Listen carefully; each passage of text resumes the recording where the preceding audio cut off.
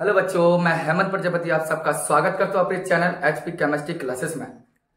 अभी तक हमने क्लास 10th की केमिस्ट्री जैसे सिलेबस पर एक चैप्टर आपका कंप्लीट किया था जो एसिड बेस और सॉल्ट था। उसके कम से कम मेरे हिसाब से 8 लेक्चर आपको प्रोवाइड इसी चैनल पर किए गए थे। आज हम बात करेंगे अगले लेसन पर, जैसा कि आप व्हाइट बोर्ड पर देखते भी हैं। चैप्टर तीसरा है जिसका नाम है धातुएं एवं अधातुएं, मेटल्स एंड नॉन मेटल्स। इस लेक्चर को देखने से पहले हम यही कहेंगे कि हो सके तो आप चैनल को सब्सक्राइब कर लें और वीडियो को ज्यादा से ज्यादा शेयर अवश्य करें। तो चलिए हम बात करते हैं मेटल्स और नॉन मेटल्स पर। लेकिन मेटल्स और नॉन मेटल्स पर बात करने से पहले हम बात करेंगे कुछ टर्म्स पर। कुछ ऐसे पद हम लेंगे आपके लिए जो हमें सही दिखाई दे। जैसे कि आपने अभी तक एक वर्ड जाना होगा, एक शब्द सुने होंगे जिसे हम बोलते हैं मैजिक नंबर। और मैजिक नंबर में यदि आपने पढ़ा होगा जिसे हम बोलते हैं 28, 18, 32। 2, 8, 18, 32 के आधार पर आपने जादुई संख्या पढ़ी होगी, क्योंकि हमें सबसे पहले इसी के बारे में थोड़ा जानेंगे हम। 2, 8, 18, 32 आपने यह आपको पता है, यह रूल्स आपका बोरबरी का नियम कहलाता है। और बोरबरी में हमने अच्छे से पढ़ा है। इसके अकॉर्डिंग तत्वों के इलेक्ट्रॉनिक विन्यास किए जाते हैं। तो जैसे कि हम बात करें किसी भी एलिमेंट्स पर, तो इसी आधार पर हम बात करेंगे। तो ये मैजिक नंबर है 2, 8, 18 और 32। ये क्या हमारी एक जादुई संख्या है। इसके अकॉर्डिंग हम धातु और धातु पर हम बात करेंगे। तो हम पगलू देखिए थोड़ा डिस्टर्बेंस हुआ, उसके लिए सॉरी। अब ध्यान देना, ये मैजिक नंबर हमारा जो होता है 2, 8, 18, 32 के अकॉर्डिंग। इसके अकॉर्डिंग हम क्या करते हैं इसको थोड़ा ध्यान देना। इसके अकॉर्डिंग आपको पता है इलेक्ट्रॉनिक विन्यास किया जाता है। जैसे हम सबसे पहले बात करें धातु पर, यहीं से बात आती है, फिर इस मैजिक नंबर पर हम बात करेंगे। धातु को हम आपको पता है इंग्लिश में बोलते हैं मेटल्स, ठीक है। और मेटल्स होता क्या है या किसे कहते हैं, तो आप ध्यान देना धातु क्या होता है। तो हम कहेंगे वे तत्व जो एक या एक से अधिक, एक हो या एक से अधिक क्या करें, इलेक्ट्रॉन, एक या एक से अधिक इलेक्ट्रॉन त्यागने की प्रवृत्ति रखते हूं। हमने कहा कि धातु कहलाती है कि वे तत्व जो एक इलेक्ट्रॉन या एक से अधिक इलेक्ट्रॉन का करेंगे त्यागेंगे, वही सभी क्या कहलाते हैं, मेटल्स कहलाते हैं। जैसे कि हम कॉमन सी बात करते हैं, जैसे कि मान लिया एक कोई एम धातु है और इस एम से क्या होता है, इलेक्ट्रॉन को निकालना है। क्योंकि क्या त्यागने का मतलब है इलेक्ट्रॉन को रिमूव करेंगे, अपने से हटाना है। तो समझ लो एम है, इससे इलेक्ट्रॉन को हटाया उसने। लो इलेक्ट्रॉन को किससे लिखते हैं, इलेक्ट्रॉन को हम ई से लिखते हैं। सपोज दैट इसने इलेक्ट्रॉन को क्या किया, हटाया है। तो इधर हमने बात इसी प्रकार कर रहे हैं कि ये आपका कोई एम धातु है, उसने आपने से इलेक्ट्रॉन को हटाया। अब इससे क्या दिखाई दे रहा है, एक इलेक्ट्रॉन गया। अब ये तो पता नहीं हमें कितने इलेक्ट्रॉन गए, इसलिए इसके आगे लगा देते हैं एन ई माइनस, मतलब एन इलेक्ट्रॉन इसने अपने से हटाए हैं, मतलब त्यागा है। तो होगा क्या, एम एन प्लस हो जाएगा ये। क्योंकि जो दान करता है, जो त्यागता है, वह धनायन कहलाता है। इसे परिभाषा कर सकती है कि वे तत्व जो एक या एक से अधिक इलेक्ट्रॉन को त्यागने की प्रवृत्ति रखते हों,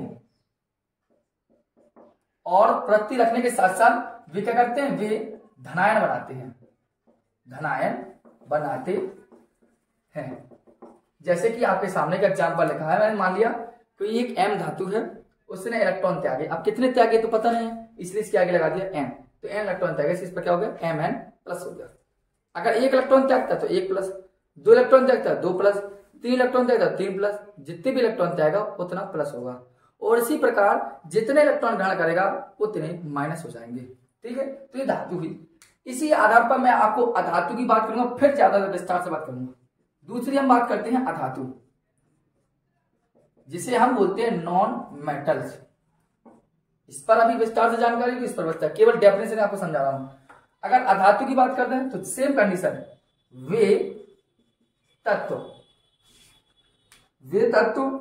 क्या करें, जो एक से इलेक्ट्रॉन त्याग लें, तो त्याग करते वे तत्व जो एक या एक से अधिक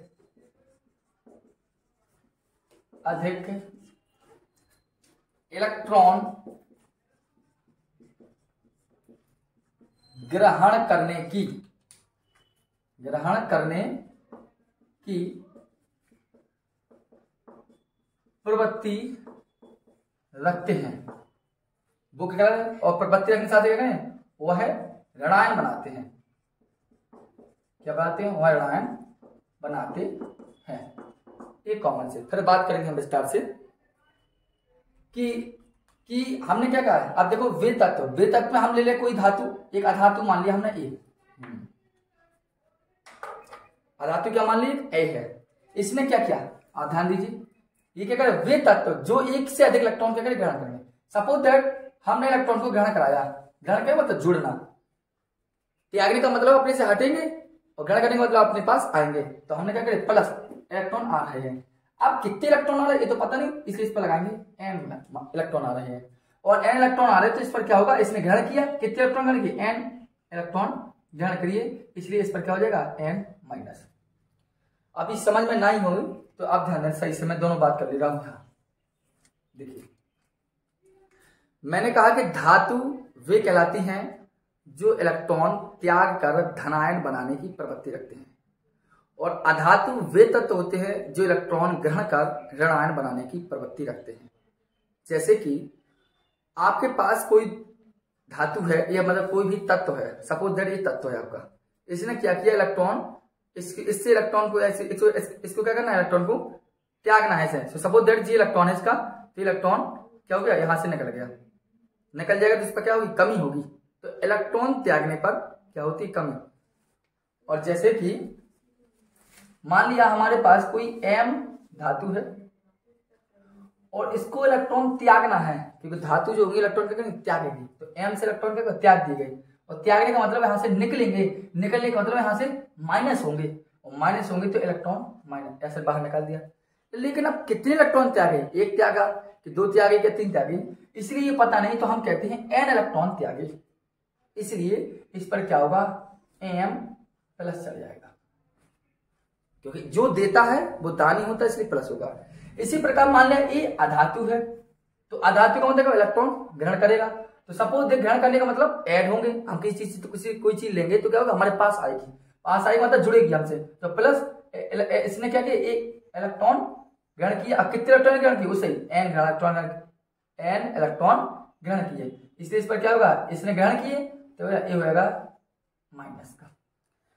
क्योंकि यदि आप किसी का रुपया लेंगे तो क्या होंगे, ऋणी होंगे, उसी से देंगे तो धनी होंगे। इस बात को आपको बताते हैं धातु अधातु। तो धातु क्या है और अधातु क्या है, कॉमन सी परिभाषा है। तो आप दोबारा बोल देता हूं मैं, धातु वे तत्व होते हैं जो एक या एक से अधिक इलेक्ट्रॉन त्याग कर धनायन बनाने की प्रवृत्ति रखते हैं, धातु कहलाते हैं। परिभाषा लिखिए, जैसे कि जी आपको बताता है धातु के बारे में और ये आपको बताता है अधातु के बारे में। वीडियो को एक दो बार देख लेना तो और क्लियर हो जाएगा। और धातु अधातु का मतलब हो जो इलेक्ट्रॉन ग्रहण करेंगे और ऋणायन बनाएंगे।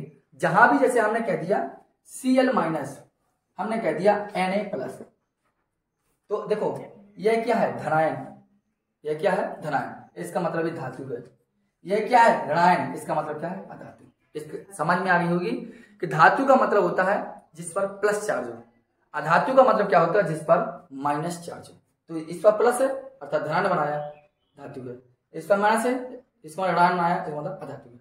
तो अब इन दोनों डेफिनेशनों को क्या कीजिए, लिखिए, फिर बात करते हैं हम आगे इस पर। देखिए धातु और अधातु पर थोड़ी सी चर्चा हुई है अभी। अब हमें कैसे पहचानेंगे धातु क्या है। धातु का मतलब है जो धनायन बनाए, अधातु का मतलब है जो क्या बनाए, ऋण आयन बनाए। अब जैसे कि अब हमें कैसे, हमने कई प्रकार के तत्व दे दिए जाए आपको, तो हमें कैसे पता चलेगा ये धातु है और कैसे पता चलेंगे अधातु है। तो धातु अधातु पहचानने के लिए एक सिस्टम आप जानेंगे। आप वो क्या, ध्यान देना। पहली बात आप ध्यान देना, जिस एक स्टार पॉइंट ध्यान के रखिए, जिस तत्व की अंतिम कक्षा में 1, 2, 3 इलेक्ट्रॉन है। कितने कितने इलेक्ट्रॉन है? 1 हो, 2 हो और 3 इलेक्ट्रॉन हैं। तो वह क्या करेगा? तो वह इलेक्ट्रॉन का त्याग करेगा। ठीक है। और दूसरे पॉइंट को आप ध्यान देना कि जिस तत्व की अंतिम कक्षा में 5, 6 और 7 इलेक्ट्रॉन है, तो वह क्या करेगा? तो वह इलेक्ट्रॉन ग्रहण करेगा। इलेक्ट्रॉन क्या करेगा? ग्रहण करेगा। इसको आपको ध्यान देना है। मतलब अब त्यागने की बारी आई तो समझ जाना धातु की बात होगी, ग्रहण करने की बात आई तो समझ जाना अधातु होगा। ठीक है। त्यागने की बात आए तो समझना धातु है, ग्रहण करने की बात आए तो अधातु है। अब धातु अधातु है, जैसे कि हमने कह दिया सोडियम धातु है कि अधातु। या तो हमें तत्व तो याद हो, सभी धातुएं याद हो या सभी अधातुएं याद हो, लेकिन उसने कहा सोडियम धातु है कि अधातु है। ये कैसे पता चलेगा? तो हम सबसे पहले सोडियम का करेंगे इलेक्ट्रॉनिक विन्यास। क्या करेंगे हम? इलेक्ट्रॉन विन्यास। और सोडियम का इलेक्ट्रॉन करेंगे तो हमें पता है सोडियम का परमाणु क्रमांक होता है 11। इस 11 को हमें बांटना है 2, 8, 18, 32 के आधार पर। 11 को बांटना है 2, 8, 18 और 32 के आधार पर। तो 11 रुपए को बांटे, सबसे पहले देंगे 2, कॉमा लगाया। 11 में से 2 चले क्योंकि पहले में 2 देना था। कितने बचे? अब 9। अब अगले में कितने जाना है? 8। बचे कितने हैं? 9। तो रखेंगे कितना? ओनली 8। तो कितना? 8 तो 10 थे, कितने? 11। बचा कितना? 1। अगले में कितने जाना है? 18, लेकिन है ही नहीं तो कितना रखेंगे? ओनली 1।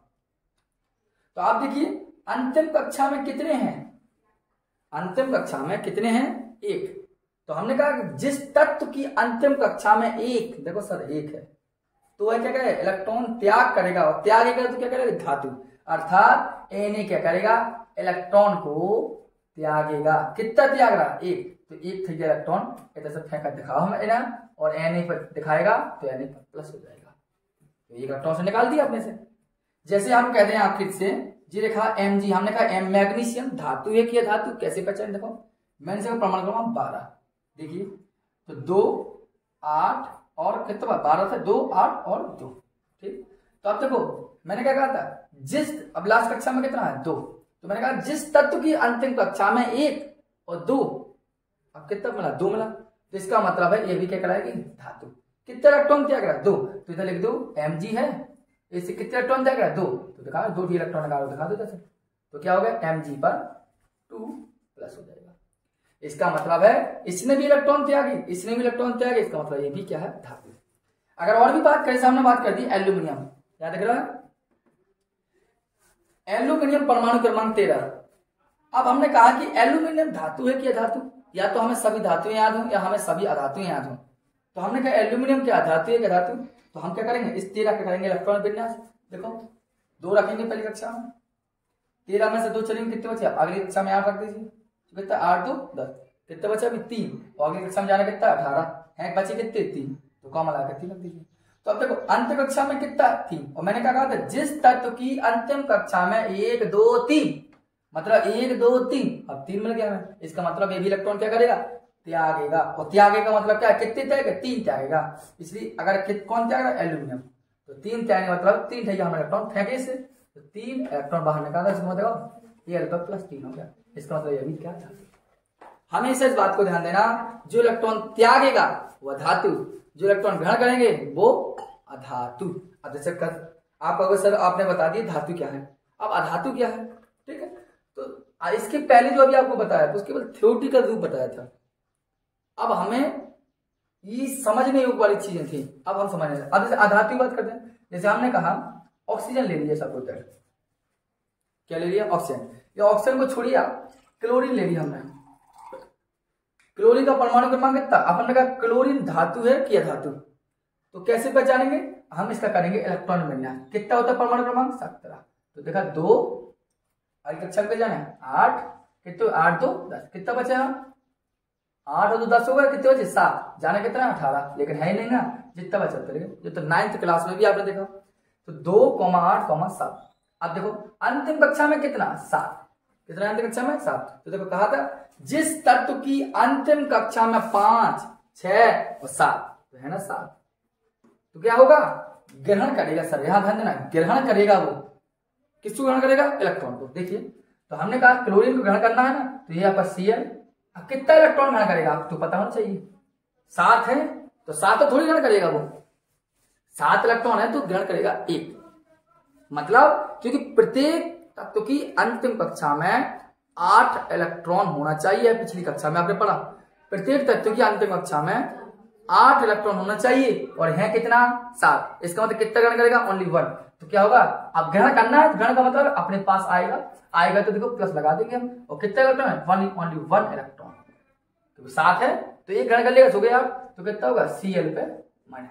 ग्रहण कर रहा है ना, तो जुड़ रहा है अपने शरीर से, तो क्या होगा? नेगेटिव। तो होगा Cl माइनस। अगर हमने और ही बात कर लिया, सब ऑक्सीजन लिया हमने कहा ऑक्सीजन धातु है कि अधातु? तो ऑक्सीजन का परमाणु क्रमांक कितना होता है? 8। ये इलेक्ट्रॉन है 2 और लास्ट कक्षा में 6। अब जब हमने कहा धातु है तो अंतिम कक्षा देखिए, अंतिम कक्षा में कितना है? 6। तो इसका मतलब कितने इलेक्ट्रॉन चाहिए इसको? 2, क्योंकि प्रत्येक तत्व की अंतिम कक्षा में 8 इलेक्ट्रॉन होना चाहिए। है कितने? ओनली 6 इलेक्ट्रॉन है। जब 6 इलेक्ट्रॉन है तो इसमें कितने इलेक्ट्रॉन आ सकता है? हमें 2 इलेक्ट्रॉन आ सकता है।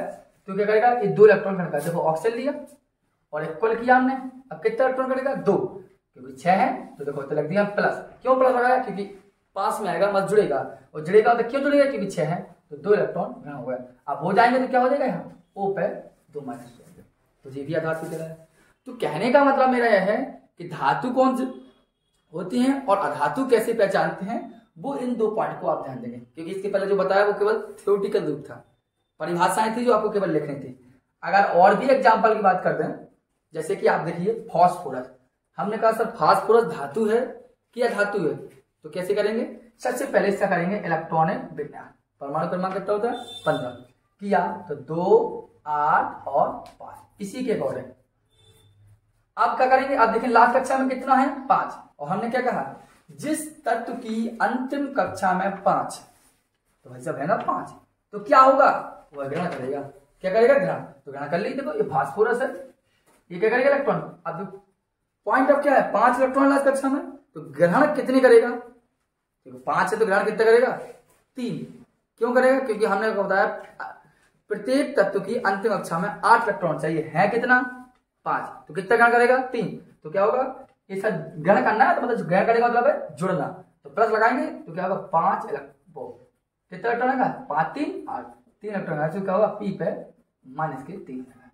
तो इससे आपको समझ में आएगा कि जो इलेक्ट्रॉन त्यागते हैं वह धातु, जो इलेक्ट्रॉन ग्रहण करते हैं वो धातु।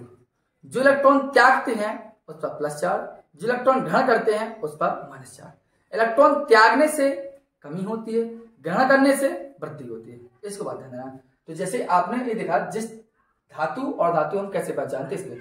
अब कुछ हम कम आपको देंगे, इसको नोट करेंगे आप, और कुछ एलिमेंट्स हम आपको भारी बोर्ड पर लग रहे हैं उनको आप एग्जाम्पल ऑफ सेंड करेंगे। और इसके बाद करते हैं छोटे छोटे टर्म पर। जैसे कि हम कहते हैं कि आप इन सभी के करके आइए। जैसे लिखा Li बताना धातु है क्या धातु, और लिथियम मान लीजिए, लिथियम के साथ साथ नाइट्रोजन आप बताना, नाइट्रोजन के साथ साथ सल्फर और फ्लोरीन और नियॉन। इतना एलिमेंट्स आप बताएंगे कि वो धातुएं हैं कि अधातुएं हैं। इन सभी को आप क्या करेंगे? स्वयं हल करेंगे और हमें कमेंट बॉक्स में इनके सभी के आंसर दे देंगे। तो ये धातु अधातु आप कब होंगे। अब धातु अधातु के बाद इसके छोटे छोटे टर्म्स और समझ लें, जिससे लेक्चर जो सेकंड रहेगा वो केवल आगे बढ़ सके। ठीक है, देखिए अगर आगे लेक्चर की हम बात करें तो आपका यहां सबसे पहले होगा क्या, एक वर्ड समझना है, आपका होता है भंगुरता, क्योंकि धातु और अधातु में ये वर्ड आपको सबसे ज्यादा मिलेंगे। दूसरा तन्यता, तीसरा आघात, वर्ध, नियता। ये 3 टर्म्स आप समझ लीजिए अच्छे से। क्यों? उसका रीजन है कि हम जब बताएंगे कि धातु होती क्या, क्योंकि अभी केवल धातु ये बताया कि धातु इलेक्ट्रॉन त्यागती है कि ग्रहण करती है, केवल इतनी जानकारी थी अभी थ्योरी में। अब हमें 3 टर्म समझ लीजिए, इसके बाद वीडियो आपकी यहीं पॉज होगी और इसके बाद आगे हम लेक्चर जो कल देंगे उस पर ज्यादा होगा। अगर भंगुरता की बात करें तो भंगुरता का मतलब होता है छोटे छोटे टुकड़ों में टूट जाना किसी चीज का। अर्थात जब किसी भी तत्व को आप किसी से तोड़ेंगे या पीटेंगे तो वह छोटे छोटे टुकड़ों में टूट जाए तो उसे हम भंगुर कहते हैं उस तत्व को। अर्थात वे तत्व जिसे पीटने पर, लिख भी लेंगे आप, वे तत्व जिसे पीटने पर छोटे छोटे टुकड़ों में टूट जाए, टुकड़ों में क्या हो जाए, टूट जाए, उसे क्या बोलते हैं हम, भंगुर बोलते हैं। मतलब जो तत्व टूटते हैं छोटे छोटे टुकड़ों में उन तत्वों को हम भंगुर बोलते हैं। जैसे आप हमें देना फास्फोरस, फास्फोरस को आप पीटेंगे छोटे छोटे टुकड़ों में टूट जाएगा, इसका मतलब है फास्फोरस आपका भंगुर तत्व है। लेकिन फास्फोरस में जो गुण पाया जाता है उस गुण को बोलते हैं हम भंगुरता। ये बात है। दूसरी बात तन्यता का मतलब क्या होता है?